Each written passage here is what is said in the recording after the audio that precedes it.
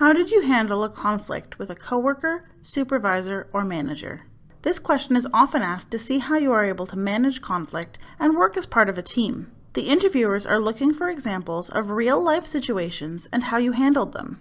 Your ability to demonstrate problem solving when resolving conflicts while dealing with different personalities will give the employer confidence that this is something you will be able to effectively deal with in the future. The STAR technique is useful for this question. Avoid saying that you've never had a conflict or using negative language to describe others in the situation. Your answer should not include relying on your manager to solve the problem. Employers want to know that you are able to overcome small conflicts and move forward without interrupting the flow of the workplace. We'll show you an example of what not to do, followed by an example of a good answer to this question. Okay. Tell me about a time when you experienced a conflict with a coworker, manager, or supervisor, and how did you handle it? While I was working as an administration assistant, the firm I was working at had some staffing changes. They had me working with a manager I hadn't worked with before.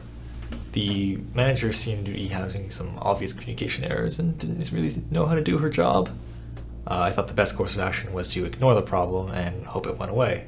I didn't see any value in talking to her because she seemed really socially awkward, and I quit not too long after that.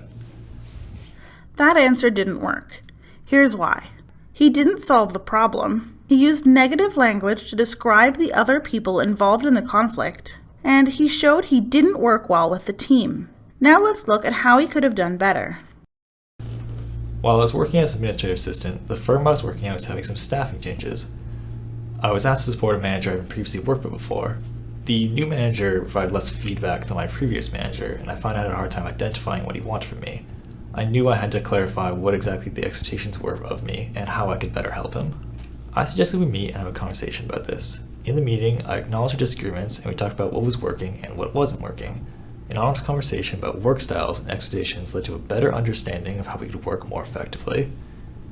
Listening and understanding each other's point of view was helpful in coming up with a solution. After we had this conversation, we worked together successfully for several years. Ever since this experience, I always take the opportunity at the beginning of a new job to discuss expectations.